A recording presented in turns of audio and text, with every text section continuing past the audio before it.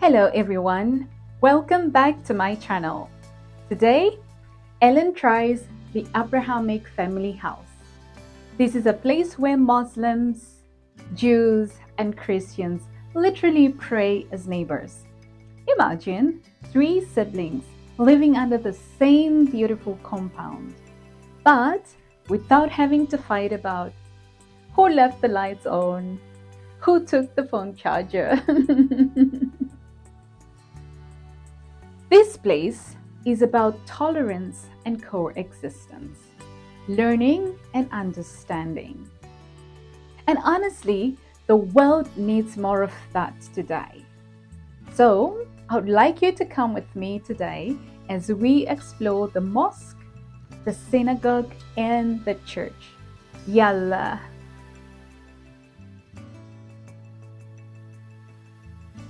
The Abrahamic Family House is located on Saadiyat Island in Abu Dhabi. This is a cultural district dedicated to dialogue, learning, and shared human values. These 3 religions are described as Abrahamic because they all trace their spiritual lineage back to Prophet Abraham, a figure known for faith, obedience, and devotion to one God. So, let's begin with the mosque, the worship house for Muslims. It is structured around 7 arches and the mashrabiyah pattern, which filters through sunlight, creating beautiful moving patterns on the floor and walls inside. And to be honest, it's very calming and it's quite mesmerizing. And an important thing to note is that there are no chairs inside the mosque. Worshippers pray standing, bowing, and prostrating on the carpet, fully engaging their bodies in the act of worship. Water plays an important role here. Ablution stations at the entrance allows worshippers to cleanse their hands, their faces, their feet before prayer, symbolizing both physical and spiritual purification.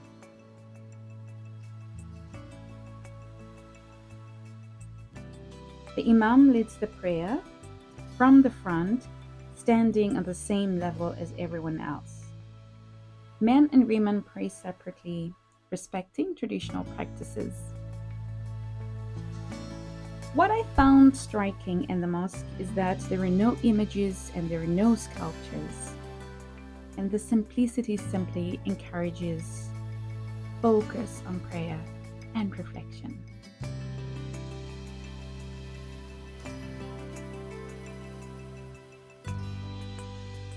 Let's move to the Jewish house of worship, the synagogue.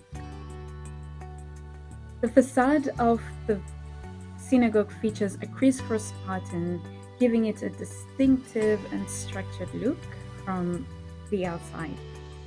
Inside, the layout is centralized, guiding everyone's attention around the Torah ark at the center where the Torah scrolls are kept. At the entrance, there are water taps for ritual purification, and the mikveh is located outside. So the mikveh bath is a full body immersion in a pool of water, symbolizing rebirth and return to purity in the Jewish religion. The rabbi leads the service near the Torah, and he emphasizes teaching and interpretation of the law. The sitting arrangement is traditionally separate for men and women. What stood out for me in the synagogue was the skylight feature on the roof. It floods the space with natural light and allows visibility of the stars at night, emphasizing our dependence on divine protection.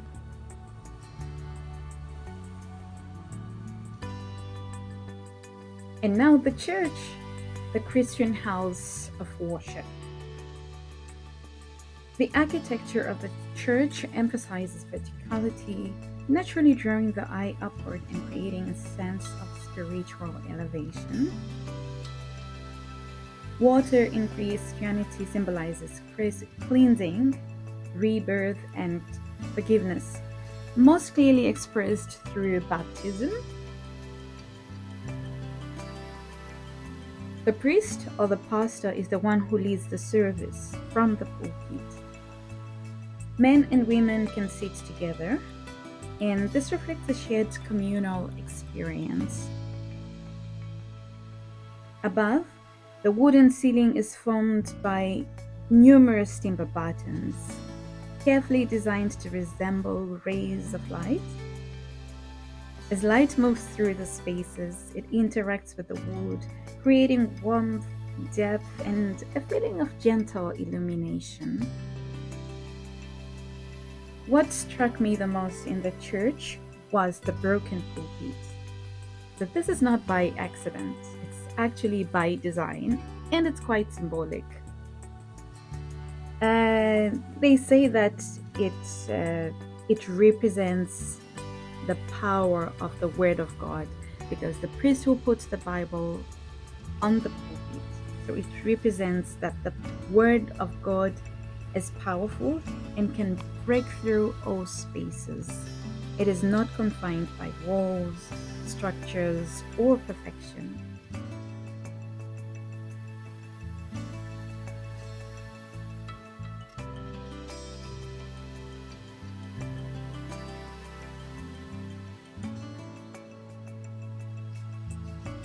And finally, the Garden of Eden.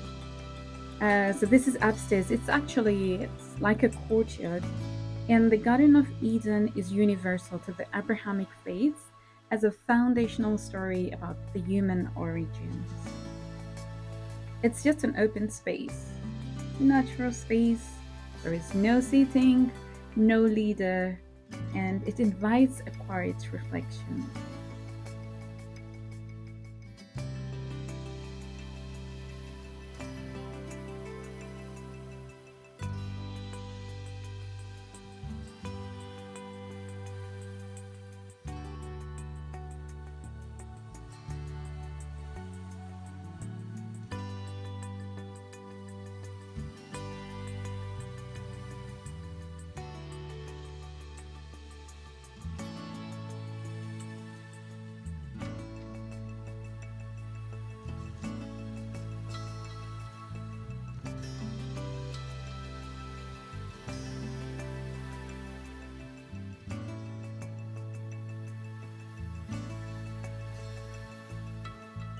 Visiting the Abrahamic Family House wasn't about comparing religions.